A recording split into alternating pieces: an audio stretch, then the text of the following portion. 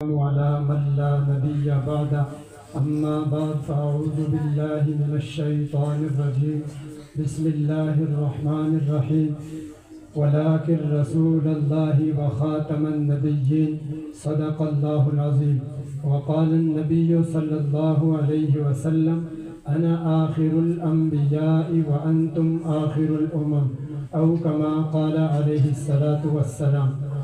انتہائی واجب الاحترام اساتذہ کرام اور میرے ہم سفر ساتھیوں، آج کے اس عظیم الشان تقریری مقابلے کے اندر عقیدہ ختم نبوت کے عنوان پر آپ حضرات سے مخاطب ہونے کی سعادت حاصل کر رہا ہوں۔ اللہ رب العزت سے دعا ہے کہ مجھے حق اور سچ کہنے کی توفیق نصیب فرمائے۔ گرامی قدر سامعین، عنوان ہے عقیدہ ختم نبوت۔ عقیدہ ختم نبوت اسلام کے بنیادی عقائد میں سے ایک عقیدہ ہے، یعنی مسلمان ہونے کے لیے جن جن عقائد پر ایمان رکھنا ضروری ہے ان عقائد میں سے ایک عقیدہ ختم نبوت بھی ہے۔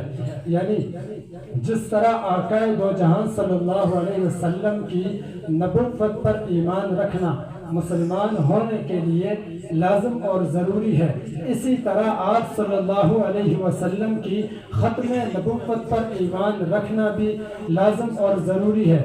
میں نے آپ حضرات کے سامنے قرآن کریم کے ایک آیت کی کچھ حصے کا سہارا لیا ہے، اسی پر میں بات کر کے اجازت چاہوں گا۔ قرآن کریم کے اندر اللہ رب العزت فرماتے ہیں وَلَٰكِن رَسُولَ اللَّهِ وَخَاتَمَ النَّبِيِّينَ۔ اس آیت مبارکہ میں آپ صلی اللہ علیہ وسلم کی ذات اقدس کے لیے لفظ خاتم النبیین کا استعمال ہوا ہے، جو آپ صلی اللہ علیہ وسلم کی ختم نبوت پر صراحتاً دلالت کرتا ہے۔ وہ کیسے؟ ایک آسان سی مثال دے کر سمجھانے کی کوشش کروں گا۔ لفظ خاتم عربی زبان میں مہر کو کہا جاتا ہے۔ اس کی مثال یوں سمجھے، ایک جس طرح ایک خط لکھا جاتا ہے، اس خط کے اندر حروف لکھے جاتے ہیں، اس خط کے اندر الفاظ لکھے جاتے ہیں، اس خط کے اندر جملے لکھے جاتے ہیں، اور اس لکھائی کا مقصد خط کو مکمل کرنا ہوتا ہے۔ اور جب آپ کا یہ خط مکمل ہو جائے، آپ اس خط پہ مہر لگا دیتے ہیں۔ اس مہر لگانے کا مقصد یہ ہوتا ہے، آپ یہ جو خط لکھ رہے تھے، یہ جو خط لکھا جا رہا تھا، یہ خط مکمل ہو گیا ہے۔ اب اس خط کے اندر کسی اور لفظ کو داخل کرنے کی ضرورت نہیں رہی، نہ اس خط سے کسی لفظ کو نکالنے کی ضرورت ہے، نہ اس خط میں کسی اور لفظ کو داخل کرنے کی ضرورت رہی ہے۔ اسی طرح نبی بھیجے جاتے ہیں، رسول بھیجے جاتے ہیں دین پہنچانے کے لیے، اللہ کا پیغام پہنچانے کے لیے۔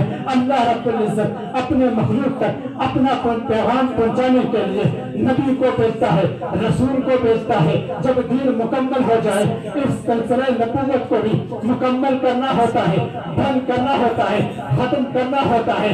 آئیے قرآن کہتا ہے اليوم اکملت لکم دینکم، آج کے دن میں نے تمہارے لیے تمہارے دین کو مکمل کر دیا ہے۔ یار دین مکمل ہو گیا۔ جس مقصد کے لیے نبی آیا کرتے تھے، جس مقصد کے لیے رسول آیا کرتے تھے، وہ مقصد پورا ہو گیا۔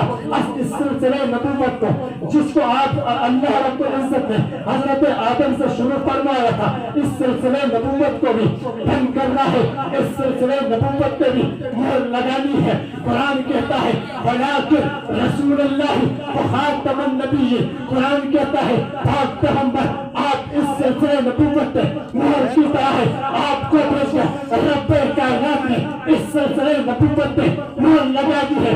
آپ کی آمد کے بعد اس سلسلہ نبوت سے نہ کسی نبی کو نکالا جا سکتا ہے، نہ کسی نبی کو اس سلسلہ نبوت پہ داخل کیا جا سکتا ہے۔ اس تمام اپنی بات کا خلاصہ آپ کے سامنے رکھ کے اجازت چاہوں گا۔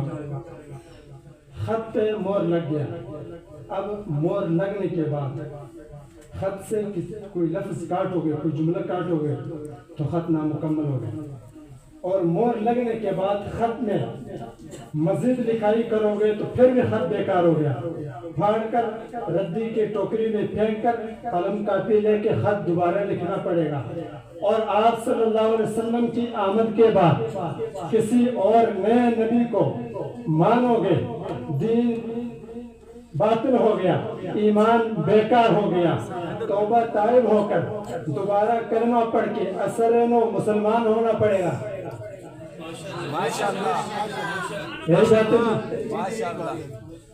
قرآن کی دوسری آیت پہلا پارہ ہے سورۃ البقرہ. والذین یؤمنون بما انزل الیک وما انزل من قبلک. ایمان والوں کی صفات بیان ہو رہی ہے.